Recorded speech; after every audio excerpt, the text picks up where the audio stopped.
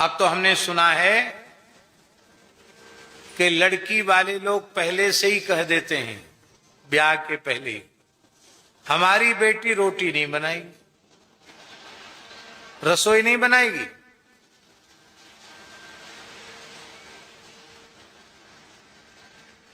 रसोई कौन बनाएगा? नौकरानी रखनी पड़ेगी, नौकर रखना पड़ेगा, नौकर बनाएगा। घर का कोई काम नहीं करेगी।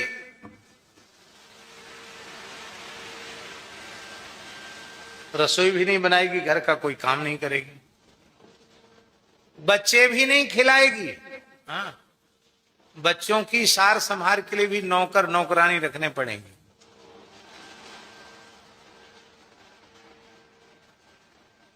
फिर क्या काम करोगी भाई?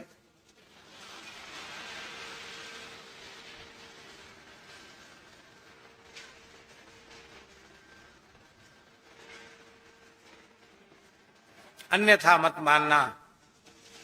नारी जो साक्षात भगवती जगदम्बा का स्वरूप है, इस वर्तमान युग में नारी ने अपने गौरव को, अपनी गरिमा को बिल्कुल धूल में मिला दिया। बड़े बड़े महापुरुष न आसमान से बरसते हैं, न धरती फोड़ के निकलते हैं। ये किसी सती साध्वी पतिव्रता नारी के कोख से ही जन्म लेते थे। इसलिए माताओं के चरणों में हमारी प्रार्थना है कि आप अपने स्वरूप को संभालें। छोटी छोटी बालिकाओं को पातिव्रत धर्म की शिक्षा दी जानी चाहिए। नारी के ऊपर प्रतिबंध नहीं है। नारी देह पवित्र रहेगा तो पवित्र सृष्टि होगी। ये अपवित्र हो जाएगा तो सारी सृष्टि ही अपवित्र हो जाएगी।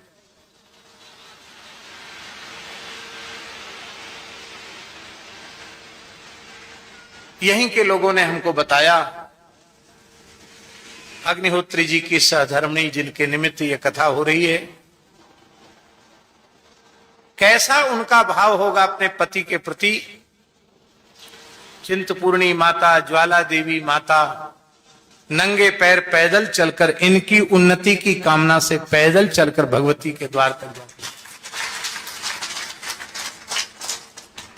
पढ़ी लिखी विदुषी प्रोफेसर होकर भी घर का सारा कार्य, सारा ध्यान अपना और अपने घर का, अपने संस्कारों का और अपने पति का ध्यान रखना, ये भारतीय नारी का स्वरूप है।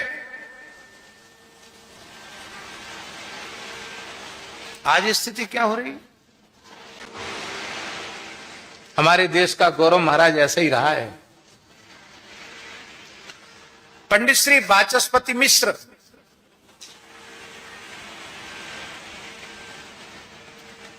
उनकी पत्नी का नाम था माताजी भामती।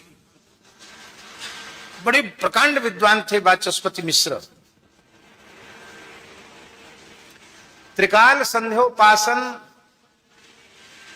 अग्निहोत्र, वेद पाठ, विद्यार्थियों को पढ़ाना, उसमें इतने व्यस्त हो गए कि पूरा जीवन पत्नी के साथ व्यतीत हो गया। एक घर में रहते हुए उन्होंने पूछे नहीं कि तुम कौन हो, और उस देवी ने भी कुछ नहीं, वो सेवा में ही लगी रहती। जब वे शांकर भाष्य के ऊपर टीका लिख रहे थे तो दीपक की बत्ती कुछ कमजोर हो गई, बुझने सी लगी, और वो चिंतन कर रहे थे लिखने के लिए। उसी समय भामती आई और एक सलाका से बत्ती को थोड़ा आगे खिसका दिया। कक्ष में प्रकाश हो गया। तब वाचस्पति ने नेत्र खोले और पूछा, देवी अर्धरात्रि के समय तुम यहां कौन, कैसे आई हो? दूसरी होती तो 50 सुनाती। भले आदमी 50 साल हो गए साथ रहते रहते, अब तो पूछ रहे हो कि तुम कहां से आई हो, कहां रहते हैं आप? पर वो जानती थी कि मेरे पति कैसे हैं। कहा, भगवान मैं आपकी गृहिणी हूं, आपकी अधिकृता पत्नी हूं। अच्छा हो, ठीक ठीक ठीक, अब याद आ गया। शास्त्रों के अध्ययन के पश्चात ब्रह्मचर्य आश्रम पूर्ण करने के बाद मैंने विवाह किया। विवाह की विस्मृति कैसे हो गई? तो पत्नी ने हंसते हुए कहा कि भांवर के समय भी आप शास्त्र चिंतन ही कर रहे थे, पर ऐसे निष्काम निर्विकार पति की सेवा का सौभाग्य इस दासी को मिला, मेरा जीवन सफल हो गया। कहा देवी देखो, विचार की बात है, गृहस्थ व्यक्ति अब तक स्त्री का स्पर्श ही नहीं किया।